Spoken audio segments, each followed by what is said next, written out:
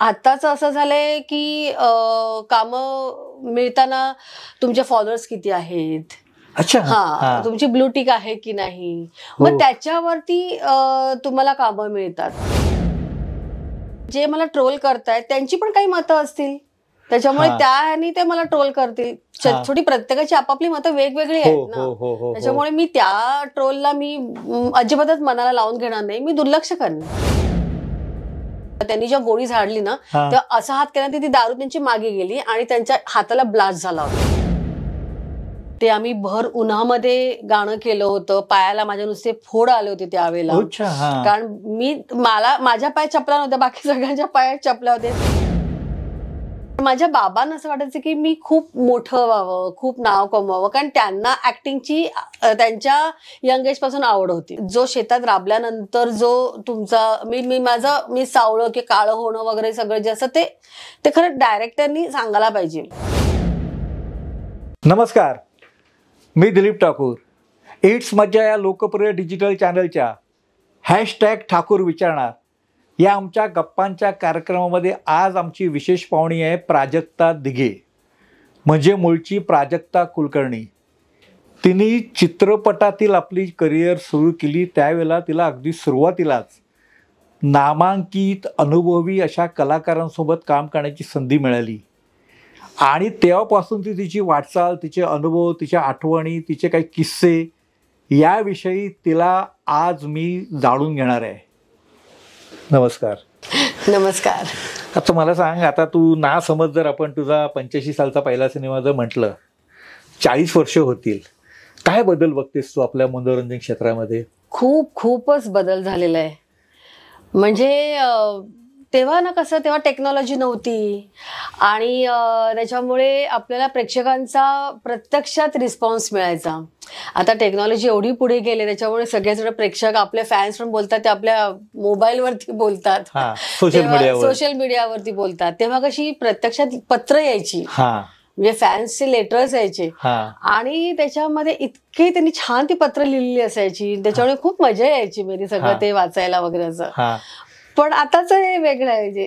पण बाकी आपल्या क्षेत्रामध्ये म्हणजे ज्या पद्धतीने आता कामं ऑफर होतात किंवा तू सेटवर जाते, आपला इतरांशी असलेलं रिलेशन, ह्याच्यामधला बदल 40 वर्षामधला तो पण बराच आहे. पूर्वी कसं व्हायचं, जेव्हा माझी सुरुवात झाली तेव्हा पहिलं मला काम मिळालं, त्याच्यानंतर कामं बघून कामं मिळत होती. म्हणजे मी आजपर्यंत कधीच काम मागायला गेले नाही, तर कामं बघून मला पुढची कामं मला मिळत होती. पण आताच असं झालंय की कामं मिळताना तुमचे फॉलोअर्स किती आहेत, तुमची ब्लू टिक आहे की नाही, मग त्याच्यावरती तुम्हाला कामं मिळतात. तर मला हे वाटतं हे खूप चुकीचं आहे. म्हणजे तुम्हाला फॉलोअर्स हे तुमचे आहे, तुमचे मीडियाचे फॉलोअर्स आहेत, पण तुमचे फॉलोअर्स जास्त आहेत ह्याचा अर्थ असा नाही की तुम्ही चांगले आर्टिस्ट आहात किंवा रील्स केले वगैरे म्हणजे चांगले आर्टिस्ट आहात असं नाही होत, असं मला तरी वाटतं. हो, बरोबर आहे, अगदी बरोबर आहे. पण आता सगळं फोकस त्या दृष्टीने चाललेला आहे, जे खूप चुकीचे आहे असं मला वाटतं. पण रील्स मध्ये कसं आहे, काही सेकंदाची असतात आणि सिनेमा आपण जर म्हटलं तर तो किमान 14 वेळांचा तरी आजच्या काळात असतो. म्हणजे रील्स पेलणं आणि 14 वेळाचा सिनेमा पेलणं याच्यामध्ये पण फरक आहे ना. आणि सिरियल असेल तर 2-2, 3-3 वर्ष चालते. मग आणि त्या रील्स मध्ये म्हणजे त्याच्यात तुमचे इमोशन्स हे ते तुम्हाला एका रील मधून काही कळत नाहीत ना, तुम्ही किती चांगले आर्टिस्ट आहात ते रील मधून काही कळत नाही. तर त्याच्यामुळे पण म्हणून असं वाटतं की हा सगळा चुकीचा ट्रेंड चाललाय असं म्हणजे मला तरी जाणवतं. आणि आमची जी पिढी आहे की ती सोशल मीडियावरती खूपच कमी आहे. त्याच्यामुळे आमच्या काही जणांचे आहेत बरेच, खूप ऍडव्हान्स आहेत, तर त्यांचे पण फॉलोअर्स किंवा ते सोशल मीडियावरती ऍक्टिव्ह वगैरे असे बरेच आहेत. पण तसे बरेच वेळा मी नसल्यामुळे आमचे काही फॉलोअर्स तसे तेवढे असे मिलियन्स मध्ये किंवा मी खूप असे नाही, त्याच्यामुळे आमचे थाउजंड्स मध्ये असे असतात. तर ह्याचा अर्थ असा होत नाही की आम्ही आमच्या एवढ्या वर्षाच्या करिअरमध्ये काहीच केलेलं नाहीये असं थोडं आहे, कारण तू काम केलं म्हणून टिकून राहिली ना. पण तरी आता तुम्हाला कामं मिळताना सुद्धा म्हणजे मी बऱ्याच वेळा असं ऐकते की जेव्हा कास्टिंग होत असतं त्यावेळेला जे आता सगळे तसे नवीन आता आलेले आहेत कास्टिंग करता वगैरे, पण बाकी हे तर ते त्यांनी आमच्या सगळ्यांची काही कामं बघितलेली नाहीये, तेवढे त्यांनी नसतात, त्यांना काही माहिती नाही काय कामं केलेत. तर ते बघतात, अरे फेसबुक वरती हिचे किती आहेत, इंस्टाग्राम वरती हिचे किती फॉलोअर्स आहेत, अच्छा फॉलोअर्स जास्त म्हणजे म्हणजे ही चांगली आहे, ही लोकप्रिय आहे. तर हे बघून आता कामं मिळतात. आणि ट्रोलिंग नाही, लकीली मला आजपर्यंत कोणीच ट्रोल केलेलं नाहीये, त्याच्यामुळे त्याच्यातनं मी अगदी 100% 200% सुटलेली आहे. म्हणजे तू असं कुठे भाष्य केलं नाही म्हण, किंवा तुझ्या बोलण्याचा काही वेगळा अर्थ काढला गेला नाही, कधीच नाही. मी त्याच्यातनं मी खरंच सुटलेली आहे. हा, पण समजा ट्रोलिंगचं आलं तुझ्या वाटेला दुर्दैवाने, योगायोगाने, कशाने, तर तुझा मानसिकता, तुझा दृष्टिकोन कसा असेल? नाही, मी दुर्लक्ष करीन या गोष्टींच्याकडे, कारण ट्रोलिंग माझ्याकरता अजिबातच महत्वाचं नाहीये. कसं आहे ना, आता लोकांना जे वाटतं, आता मला जे वाटतं ते मी बोलले असेल, मी बोलेन कदाचित पुढे जाऊन मला जर का ट्रोल केलं तर, पण जे मला ट्रोल करतायत त्यांची पण काही मतं असतील, त्याच्यामुळे त्याने ते मला ट्रोल करतील. छोटी प्रत्येकाची आपापली मतं वेगवेगळी आहेत ना, त्याच्यामुळे मी त्या ट्रोलला मी अजिबातच मनाला लावून घेणार नाही, मी दुर्लक्ष करेन. म्हणजे तू मॅच्युरिटी दाखवशील. आणि ती महत्वाची आहे, कारण माझ्याकरता ते महत्वाचं नाहीये, ट्रोल मी होणं हे मला महत्वाचं नाहीये. आता तू सुरुवातीला जी म्हणाली की त्या काळामध्ये पत्र यायची, काय आठवणीतली पत्र, आठवणीतले फॅन आणि आताचे फॅन? आता नाही, कारण त्याला आता मी सांगते का, जवळजवळ मला आता 45 वर्ष आता होते, दूरदर्शनच्या काळापासून मोजलं असतं. हो, कारण मला वाटतं 79-80 मी किलबिल पासून सुरुवात केली आहे, कारण तेव्हा मी अपना जगन्नाथ वगैरे करत होते, तर त्यावेळेला ते किलबिल मध्ये, पुंगीवाला वगैरे ते किलबिल मध्ये वगैरे असं सगळं ते सगळं करत आले. मग हे तर त्यावेळेची पत्र खूप अशी भाऊक पण पत्र असायची, तुमच्या ऍक्टिंग बद्दल बोलायचे, माझ्या कामांच्या बद्दल बोलायचे वगैरे, असं अशी खूप छान पत्र असायची. आणि आताचे हे तुला, आता तू जिथे तिथे जाते, सेल्फी निघतो, ते अनुभव?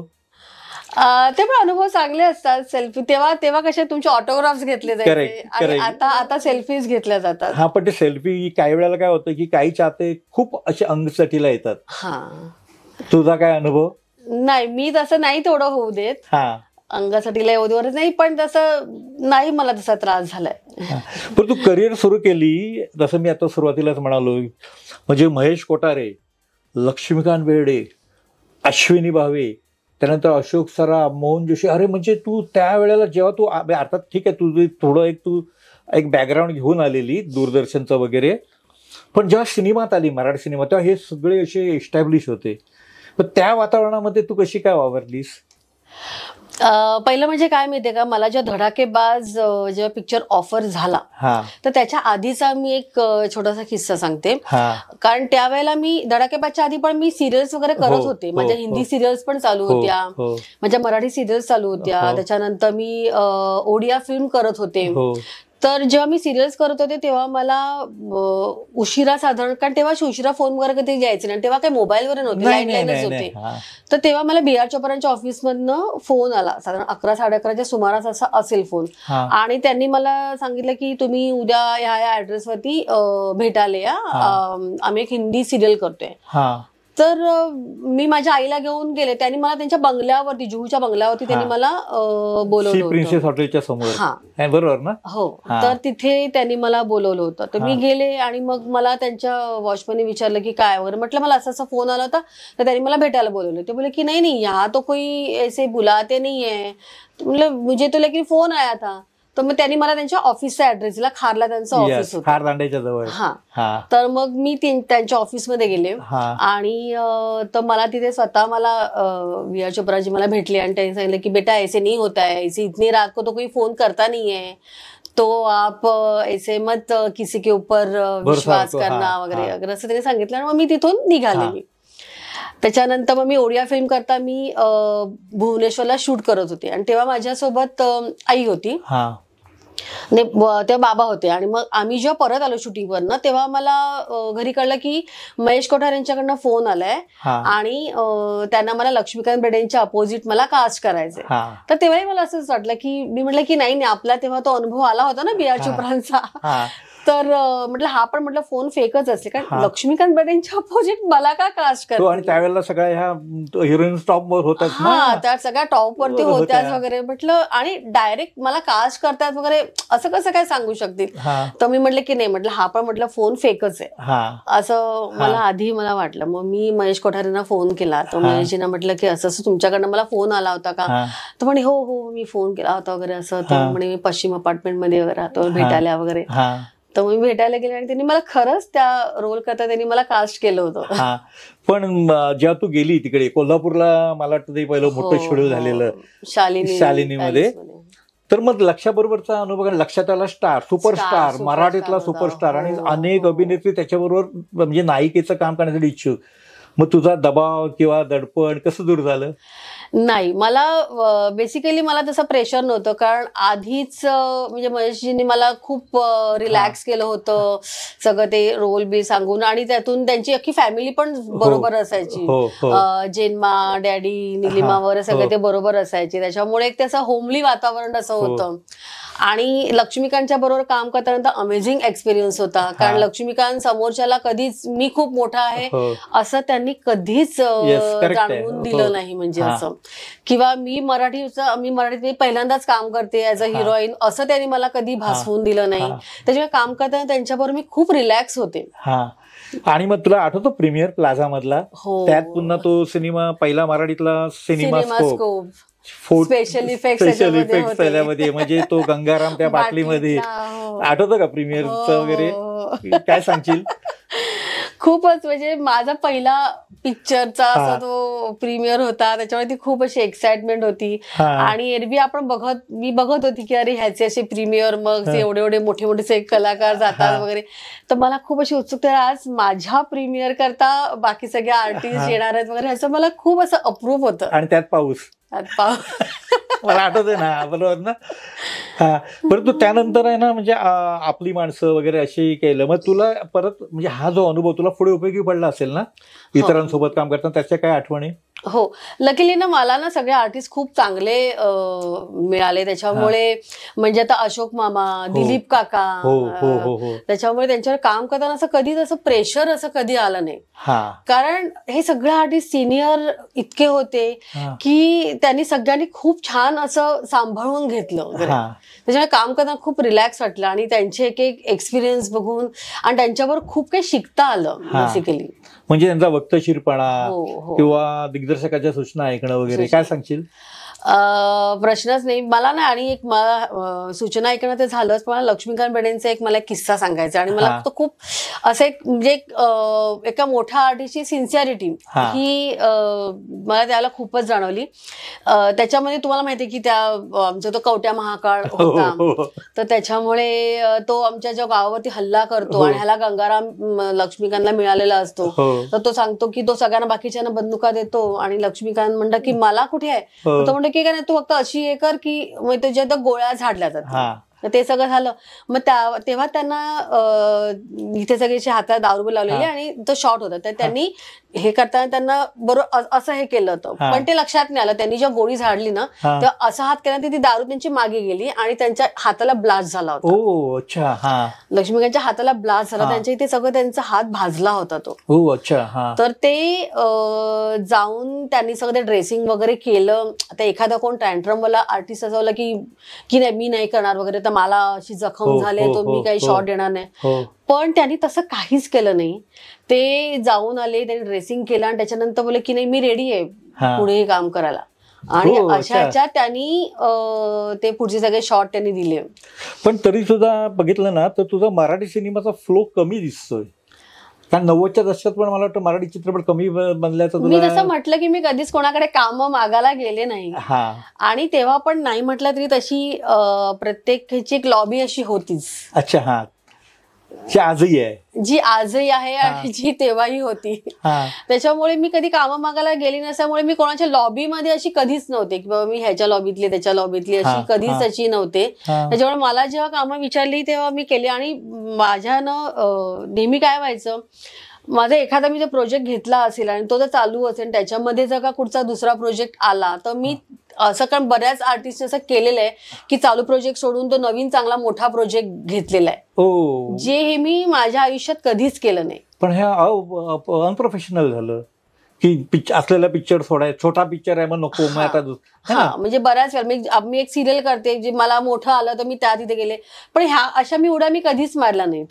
तर त्याच्यामुळे माझ्या हातातनं बरेच मोठे मोठे प्रोजेक्ट गेले सुद्धा. पण ठीक आहे, मग मी नेहमी म्हटलं की नशिबात असतं तेच आपल्याला मिळतं. तसंच एक सांगायचं झालं तर धडाकेबाज करताना आमचं धडाकेबाजचं 3रं स्केड्यूल लागलं होतं. त्याच्या आधी एन चंद्रांचा मला फोन आला होता नरसिंह पिक्चर करता. तर त्यांनी सांगितलं होतं की त्यांचं ऍक्च्युअली सगळं कास्टिंग झालेलं होतं आणि सनी देओल, डिम्पल वगैरे सगळं झालेलं. दुसरी जी हिरोईन आहे तर बोले की तिचा हेल्थ इश्यू झालेला आहे आणि आमचं सगळा सेटअप लागलेला आहे. सरोज खान मी तो पहिला फक्त डान्सचा एक आम्हाला हे करायचंय, गाणं शूट करायचं, कारण सरोज खानच्या डे साईड सगळा सेट लागलाय. सो मला फक्त एवढा तारखा ऍडजस्ट करून द्या, पुढचं आपण ऍडजस्ट करू म्हणून. मग पण मी म्हटलं की माझं त्यावेळेला धडाकेबाजचं कोल्हापूरला शूट आहे.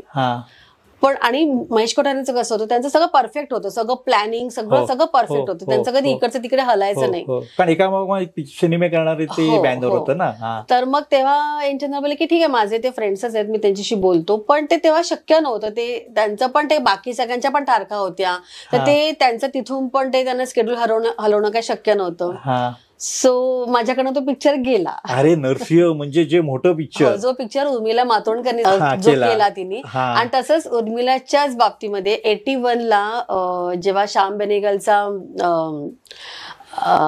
कलियुग पिक्चर आला, त्याच्या शशी कपूर आणि रेखाच्या मुलाचा रोल होता त्याच्यामध्ये, छोटा मुलगा त्यांना जो असतो.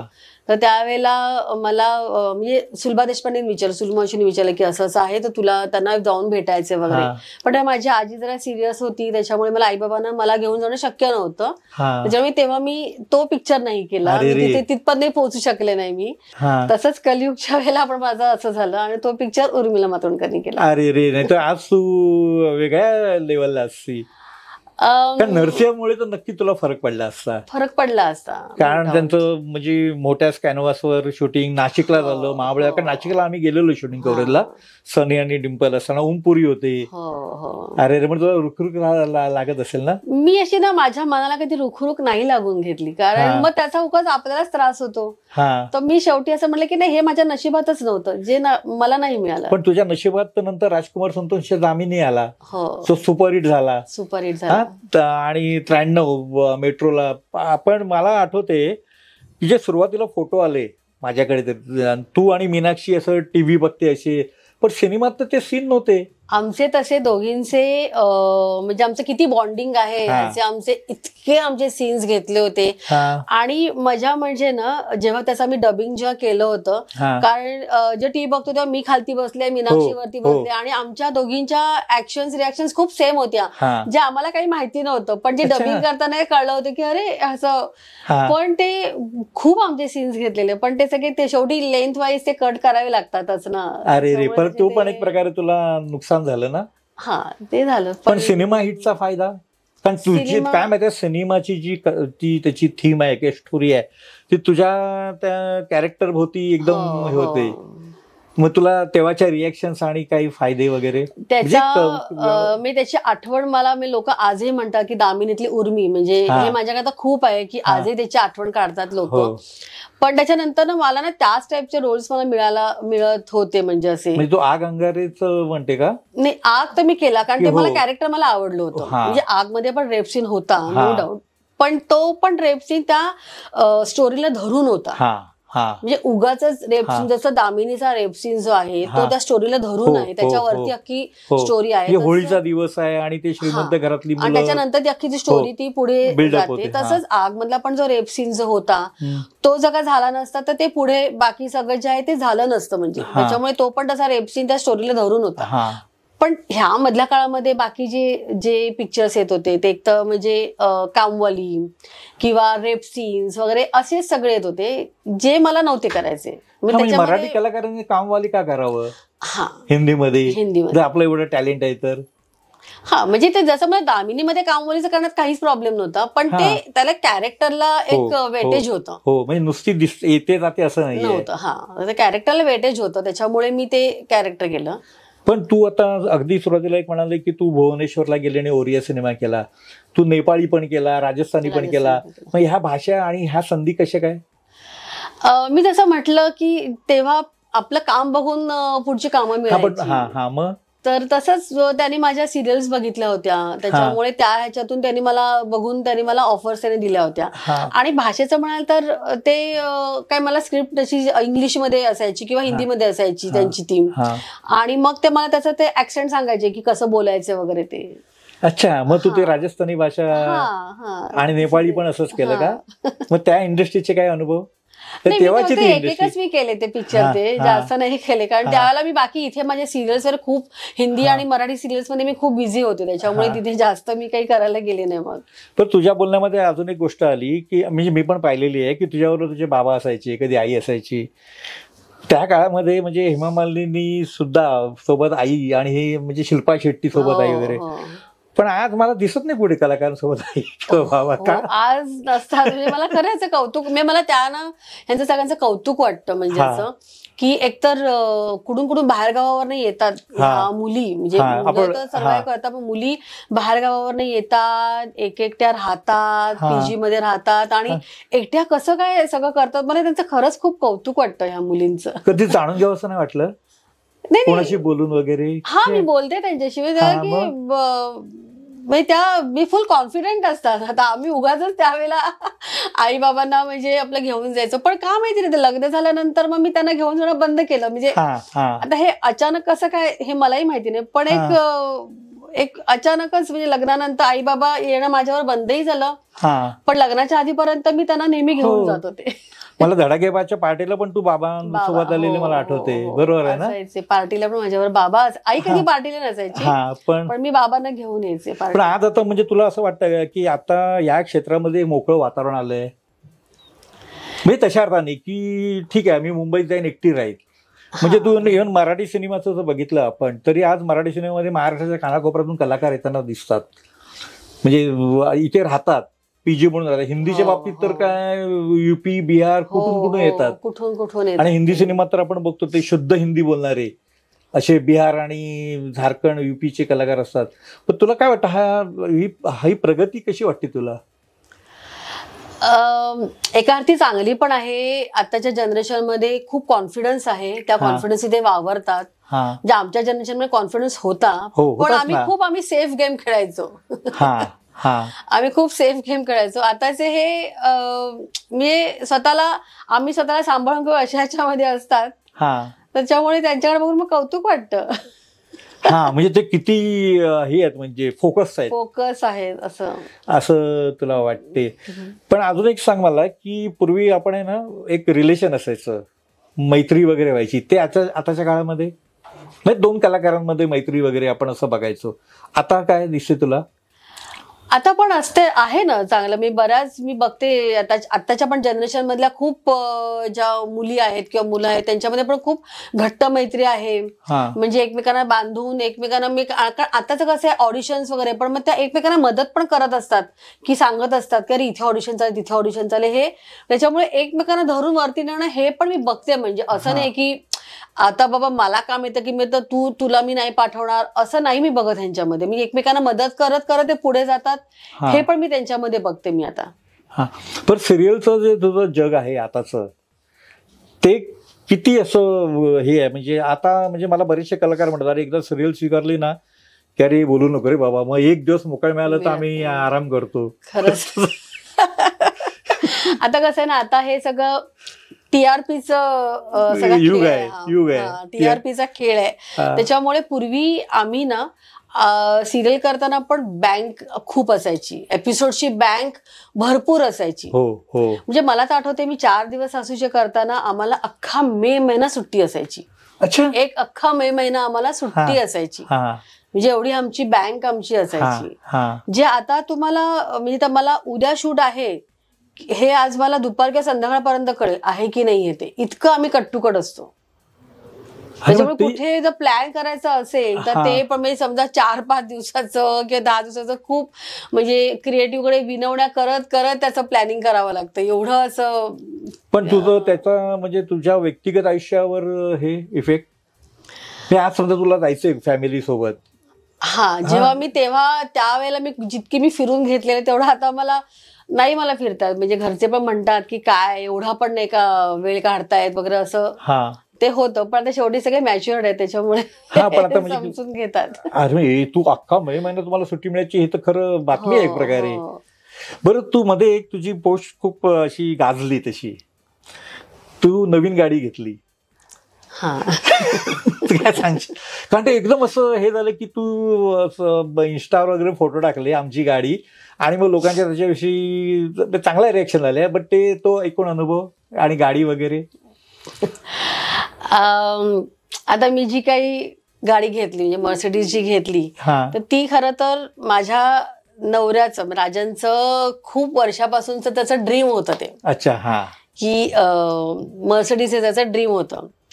पण आता कसं आहे ना मी त्याचं जे काही प्रोफेशन आहे तर त्याला असं वाटतं की उगाच आपण घेतली तर ते लोकांच्या उगाच नजरेमध्ये येईल वगैरे म्हणून तो घ्यायला तयार नव्हता.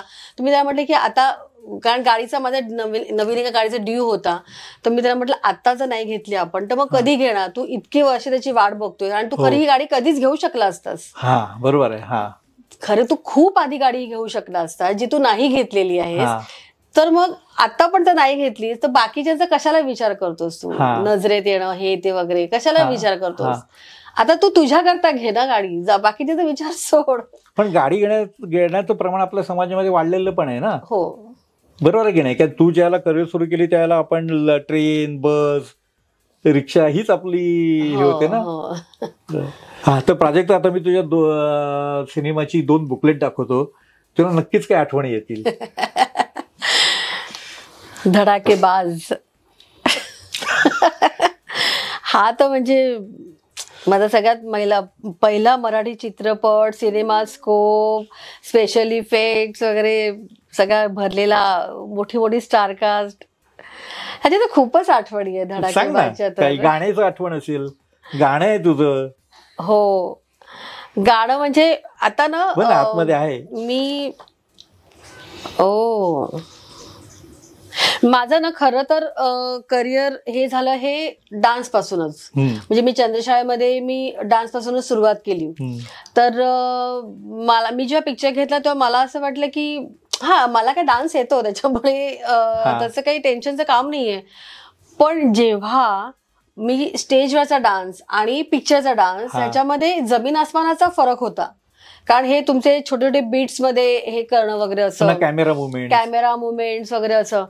तर जेव्हा माझं पहिलं गाणं होतं फू बाय फू माझं पहिलं गाणं शूट झालं होतं त्यावेळेला सुबलदा कोरिओग्राफर होते. आणि त्यावेळेला मी बघितलं तर मला सुबलदा मी स्टेप जमताय पण मला ते मध्येच असे करून बीट हे करायला वगैरे काही फार काही जमतच नव्हतं वगैरे.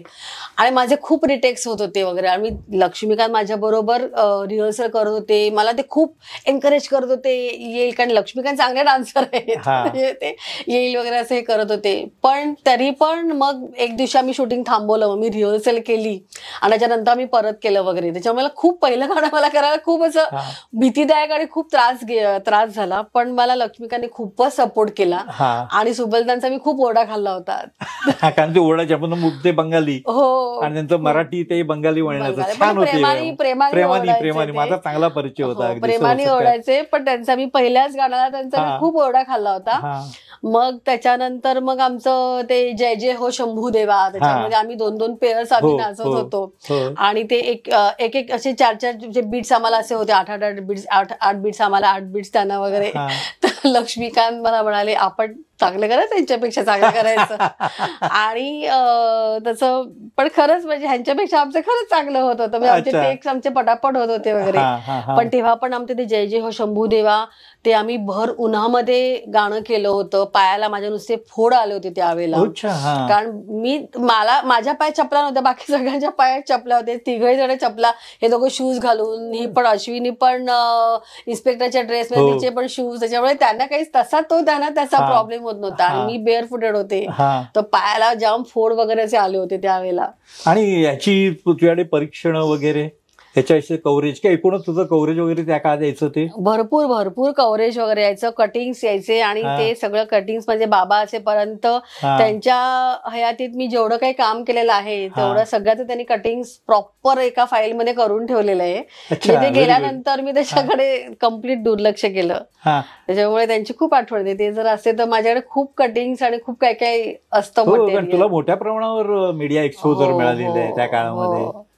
त्याच्यामुळे त्यांच्या त्या कटिंगच्या ह्याच्यामध्ये मला आठवतं एका मॅगझिन मध्ये आलं होतं, जसं मगाशी मी म्हटलं नरसिंहाच्या बाबतीमध्ये, तर त्या ह्याच्यामध्ये उर्मिला मातोंडकर तिचा इंटरव्ह्यू होता आणि त्याच्यात तिने लिहिलेलं आहे त्याच्या इंटरव्ह्यू मध्ये की त्याच्यामध्ये आधी एका राजेश्वरीला त्यांनी कास्ट केलं होतं, मग तिचं काहीतरी फ्रॅक्चर झालं होतं काहीतरी म्हणून तिला नाही केलं, मग त्याच्यानंतर अजून एका मुलीला त्यांनी कास्ट केलं होतं आणि मग त्याच्यानंतर मला कास्ट केलं उर्मिलाने, असं लिहिलेलं आहे. पण तिने त्याच्यात नाव नाही घेतलेलं, अजून एका मुलीला कास्ट केलेलं आहे. तर त्याआधी बाबांनी त्या तिच्या इंटरव्ह्यू मध्ये त्या लाईन्स खाली त्यांनी अंडरलाईन्स त्यांनी करून ठेवले आणि मग त्यांना तेव्हा बाबांना खूप वाईट वाटलं की तू जर असतीस तर आज तू ह्या जागी असतीस वगैरे. त्यांना ते खूप त्याचं वाईट वाटलं होतं.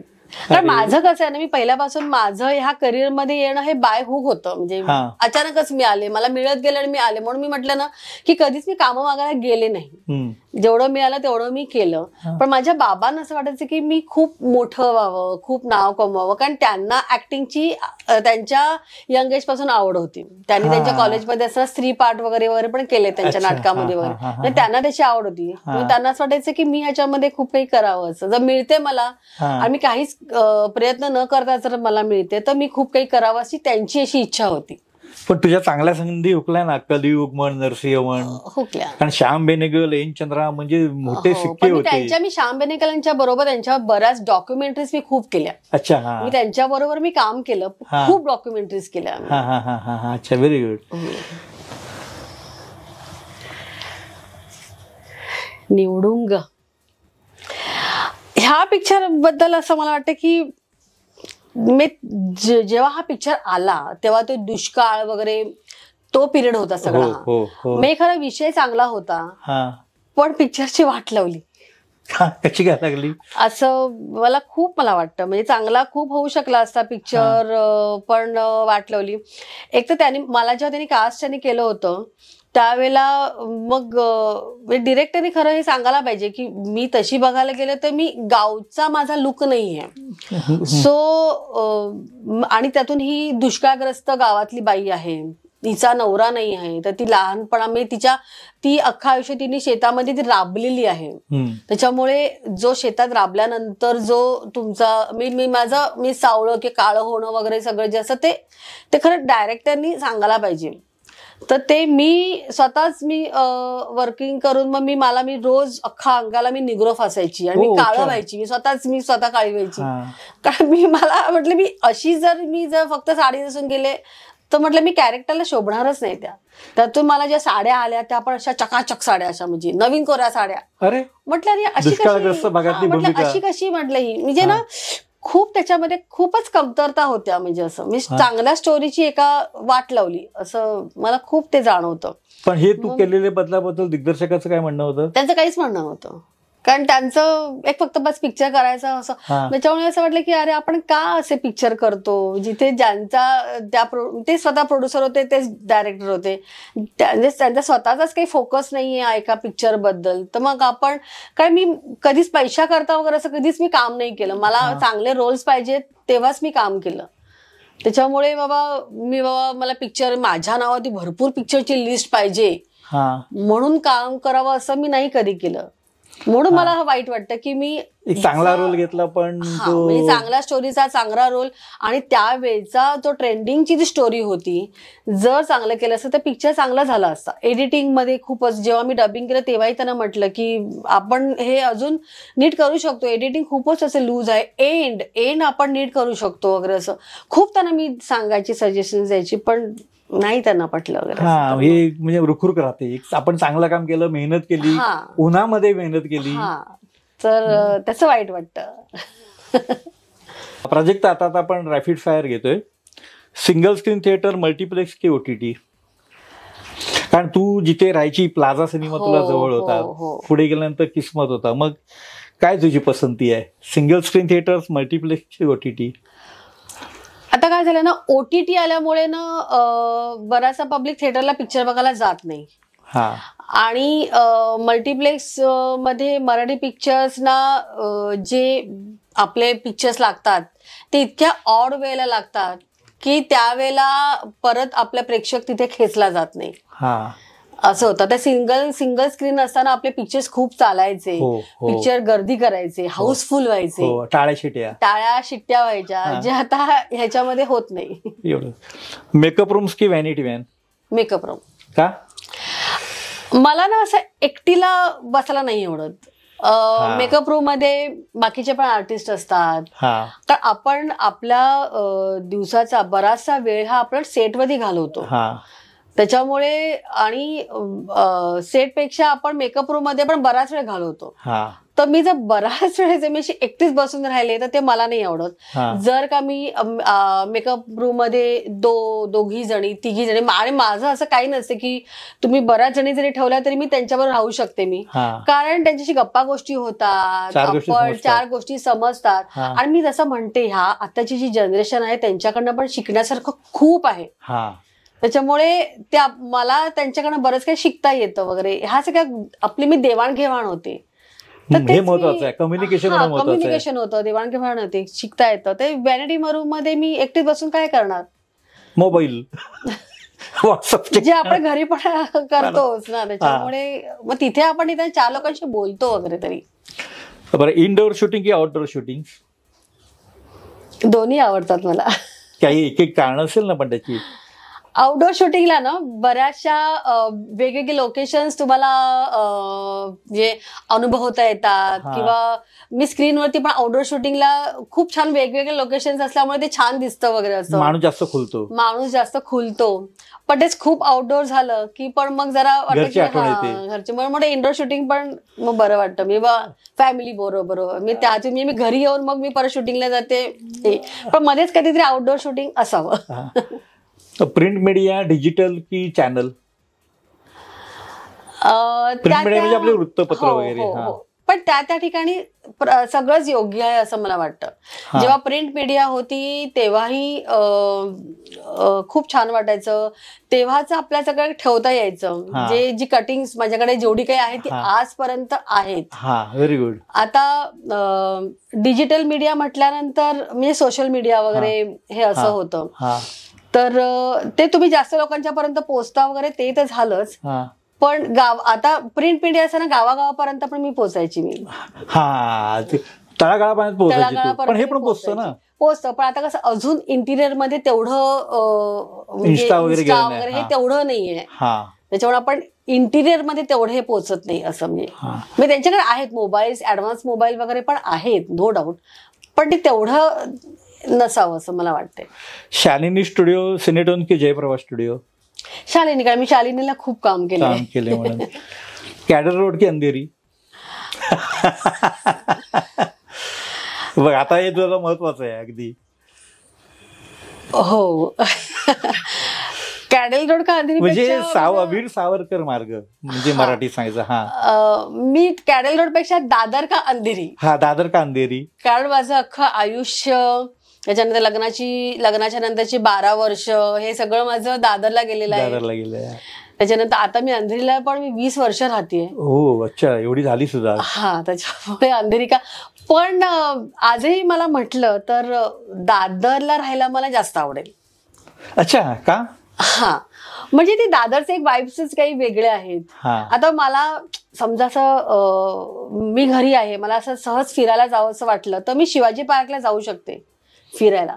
जे अंधेरीला मी म्हटलं तर तसं नाही, मग काय कुठे मॉलमध्ये गेलं वगैरे असं फिरणं होतं.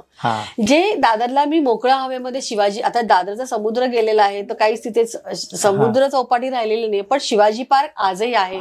आणि तिथे आजही कधी असं गेलं ना तर मराठी चालताना ठसा. हा म्हणजे चालताना अगदी पावलागणिक ओळखीचे चेहरे आजही भेटतात. अरे वा, हा हे महत्वाचं आहे. हा त्याच्यामुळे शिवाजी पार्कमध्ये फिरायला आजही खूप आवडतं. त्याच्यामुळे शेवटचं, रेखा की संजू कुमार? दोघेही मला अतिशय आवडतात. दोघेही अतिशय आवडतात. मी दोघांमध्ये कम्पॅरिझन करू शकत नाही. पण तरी कारण म्हणजे मला रेखा सगळीच टॉप टू बॉटम मला सगळीच आवडते. रेखाचं काम, तिचे छोटे छोटे मॅनरिझम, सगळं तसंच मला संजू कुमार सुद्धा, त्यांचा अभिनय हा संजू कुमारचा. त्याच्यामुळे मला हे दोघंही मला आवडतात. मी दोघांमध्ये नाही कम्पॅरिझन करू शकत. आणि अजून एक तारखेची तुझी आठवण आहे, वाढदिवस आणि हे? हो, ती तर अगदी वाईट आठवण आहे माझी. ती त्या दिवशी ते संजू कुमार बिचारे त्याच दिवशी गेली, त्याच्यामुळे खूपच वाईट आठवण आहे ती. नोव्हेंबर 6 नोव्हेंबरला ते बिचारे गेले आणि त्या दिवशी माझा वाढदिवस, अनफॉर्च्युनेटली माझा त्या दिवशी वाढदिवस असतो. तर अशी ही प्राजक्ता दिघे, तू खूप जुन्या आठवणीमध्ये गेली, खूप चांगल्या आठवणी मनमोकळेपणाने सांगितल्यास आणि इमोशन पण तुझ्या त्यामुळे दिसल्या, म्हणजे जाणवल्या अगदी. तर तू आज आमच्या प्रेक्षकांना, म्हणजे इट्स मज्जा या डिजिटल चॅनलच्या प्रेक्षकांना तू जे काय भरभरून सांगितलं, लक्ष्मीकांत बेर्डेपासून संजीव कुमार फॅन, आणि बरंच काही व्यक्त केलंस, त्याबद्दल तुझे खूप खूप धन्यवाद. हॅशटॅग ठाकूर विचारणार यामध्ये पुढची सेलिब्रिटी कोण असेल याबद्दल तुम्हाला नक्कीच उत्सुकता असेल. धन्यवाद. मराठी चित्रपटसृष्टीमधील latest update, original web series, shows, गाणी आणि एंटरटेनमेंटसाठी आमच्या चॅनलला सबस्क्राईब करा आणि बेल आयकन दाबायला विसरू नका.